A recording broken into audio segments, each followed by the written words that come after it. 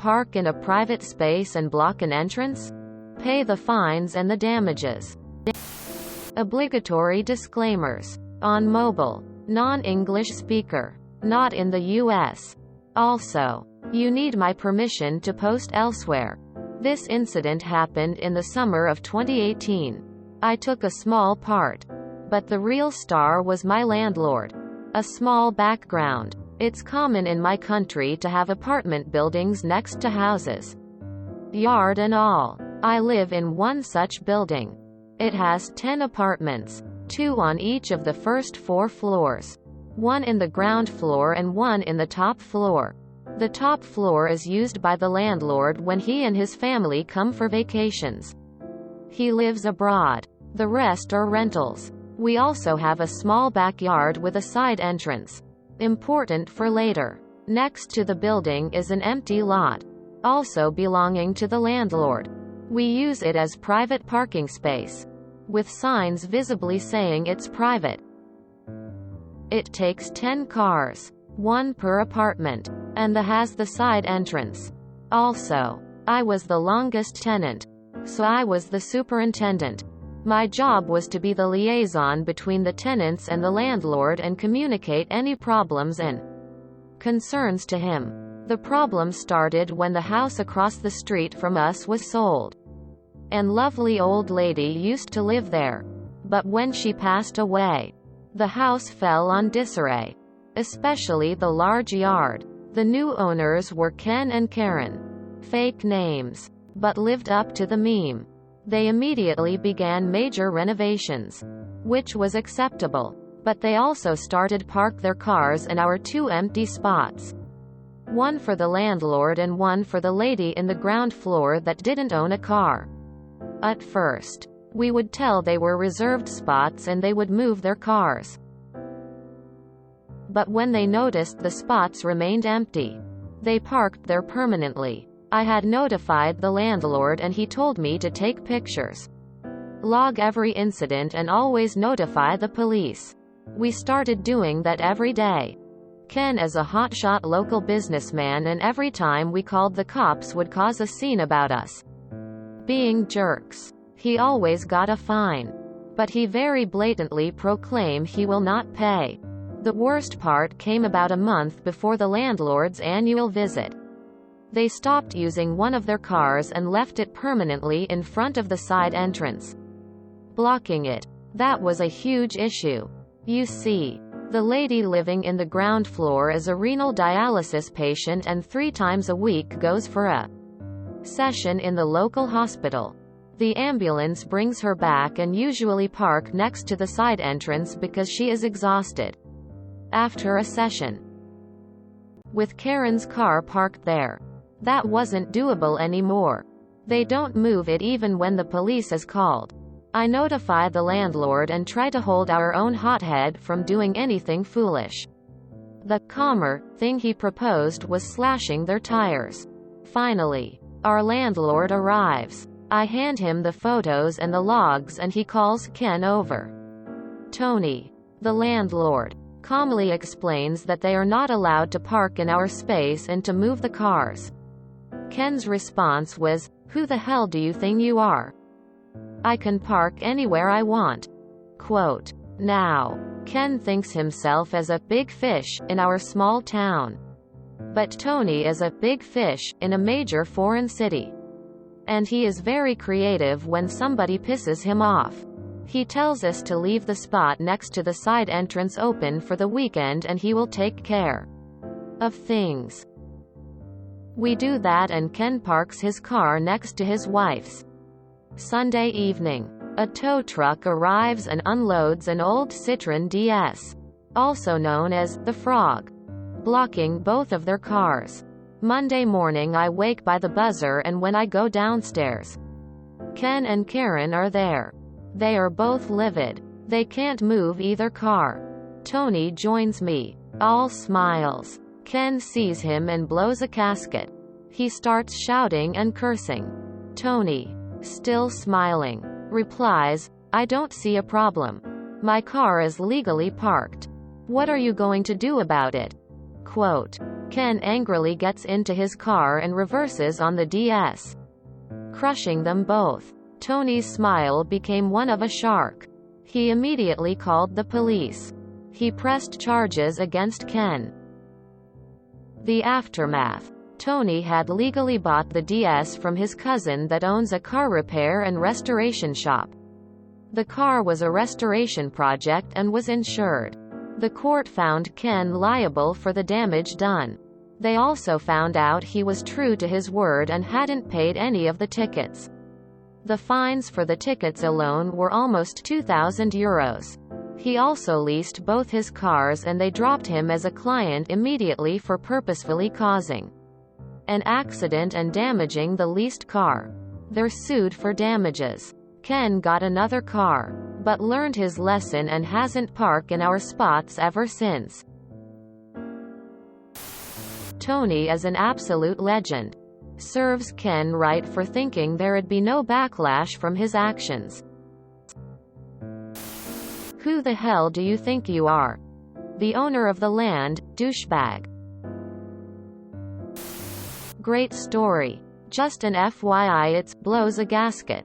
A casket it what you put a dead body in. Anyone who claims to be a local big fish is probably not a local big fish. People never learn.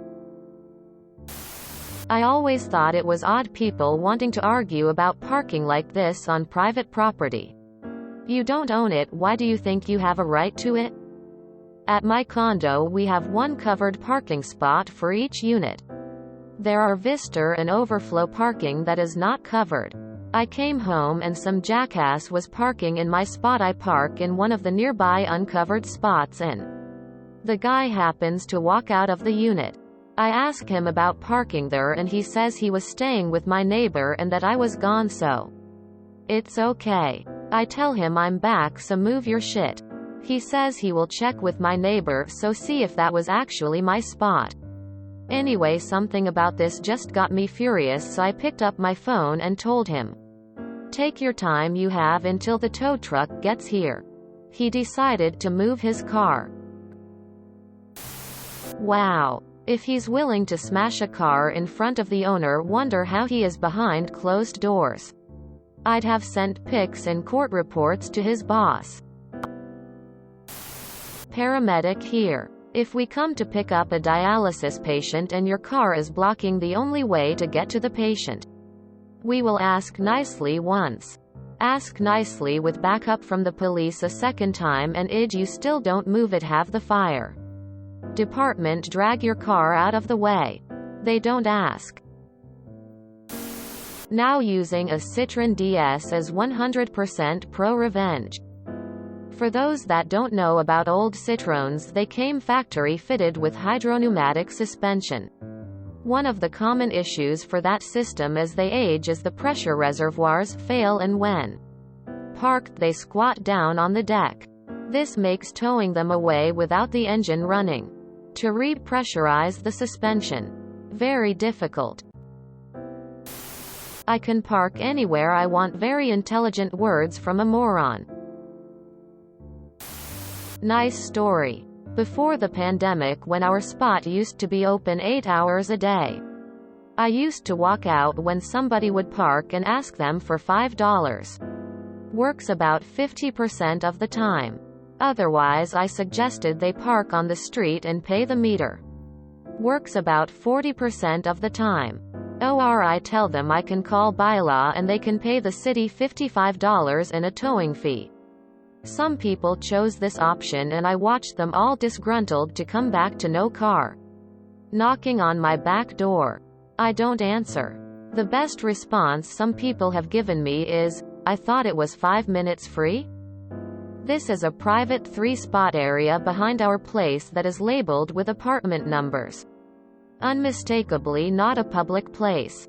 Ridiculous. Another tale of entitlement. An old man came and parked in my spot, and when he got out, he had a cane and a limp.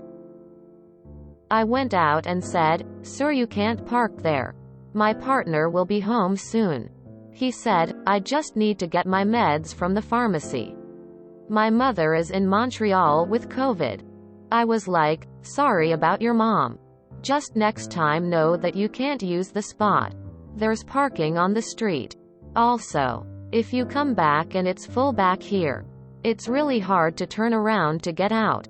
30 minutes later, he hobbles back, accompanied by some woman who must have worked at a nearby restaurant, and she's carrying a box of various wines. Alrighty then.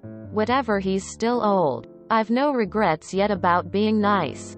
I'm watching from my kitchen window, and after she puts the booze in the back of his car, this man starts throwing trash out of his car onto the ground. Like McDonald's bags, Tim Hortons cups, napkins. WTF? His windows are down, so I walk out and I'm like, sir? He's like, leave me alone. I picked his trash up and placed it into his back window and told him not to come back. Doesn't end there. 2 weeks later, he returns in a different car, but I spot him because he has his cane and limp. Not this time, I think. I go out and I'm like, sure. You know I asked you not to come back. His response, no you didn't. I've never been here. And this is a different car. I couldn't help but to burst out laughing. He left, all angry, and I haven't seen him since. Awesome landlord. Well done on him, great execution. Ken sees him and blows a casket. Pretty appropriate, since Ken's good sense has been dead for quite some time. I was surprised he actually smashed that car. How temper completely won. Tony sounds like a legend. This is not related at all, but this story reminded me of how my family and my data friends went to the mountains for 2 weeks and rented a parking spot from some guy. The parking lot was basically a small patch of land. We left our cars there for 2 weeks and didn't touch them, as we stayed on the top of the mountain and just hiked.